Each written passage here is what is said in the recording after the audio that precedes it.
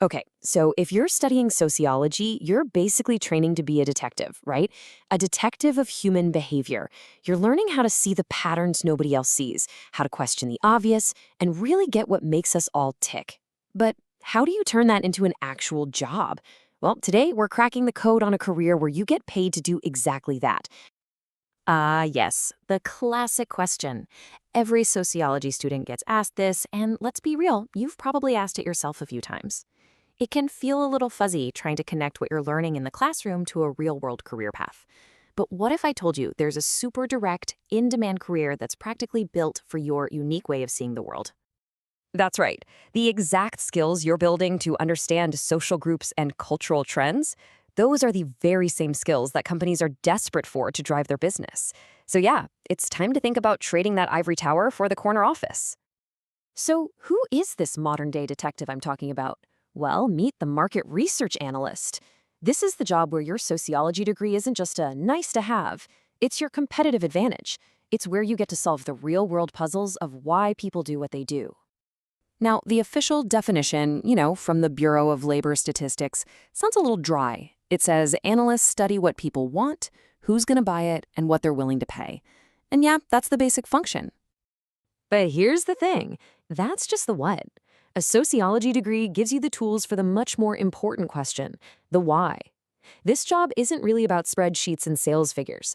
It's about people, their secret motivations, their hidden desires, and all the social forces that shape every single choice they make. And that right there, that's your sociological superpower. We're going to break down exactly how your training gives you a massive edge and makes you uniquely qualified to crush it in this field. This quote just nails it. Anybody with a calculator can see that a product is selling, but a sociologist, you can explain why. You can connect that sales spike to a cultural shift, or see how a person's identity influences their buying habits. It's the difference between seeing numbers and seeing a story. And trust me, companies will pay a lot for that story. Remember learning about the sociological imagination in your intro class? Well, guess what? It's not just some academic theory. In this career, it's your number one tool. It's what lets you look at a pile of data and ask, okay, but what's really going on here? You're trained to see the hidden social patterns behind individual choices, and that is an invaluable skill. And if you need more proof, just look at this. It's a direct one-to-one translation from your classes to your career. That course you took on qualitative methods, that's you running a focus group and uncovering the deep-seated emotions behind why someone chooses one brand over another. Your stats class, where you learned to design surveys, that's you building the tools to get clean, accurate data that tells the truth. It's a perfect match. Okay, so we've established the work is fascinating, and you're a perfect fit for it. But let's get practical. Is it a good career choice? Financially. Let's look at the numbers behind the narrative.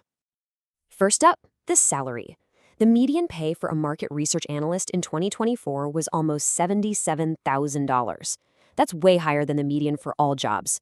And listen to this. The top 10%, they're earning over $144,000 a year. So yes, the pay is solid. What about job security? Well, the field is set to grow by 7% over the next decade. As you can see, that's more than double the average for all other jobs. And why is that? It's because we're swimming in data, and companies need smart people, detectives like you, to make sense of it all.